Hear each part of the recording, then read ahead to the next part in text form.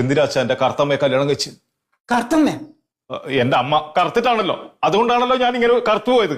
ഏതെങ്കിലും ഒരു മദാമയെ കല്യാണം കഴിച്ചിട്ടുണ്ടെങ്കിൽ ഒരു കുഞ്ഞു സായിപ്പായി ഞാൻ ഇവിടെയൊക്കെ ഓടിച്ചാടി കളിക്കുമായിരുന്നില്ല അച്ഛാ. എടാ, നിന്റെ അമ്മയുണ്ടല്ല ഈ നാട്ടിലെ ഏറ്റവും നല്ല സുന്ദരിയായിരുന്നു, അറിയാ? അറിയാ. എന്നാലും കറുത്തമ്മയല്ലേ? കറുത്തമ്മേ? അതുകൊണ്ട് ഞാൻ കറുത്തത്.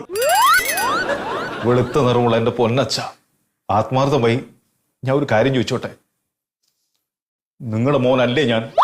നായിന്റെ മോനെ, നിന്റെ പള്ളി അടിച്ചു തെറിപ്പിക്കും കളം. അപ്പം അച്ഛന്റെ മോനെ ഞാൻ ഉറപ്പിച്ച്.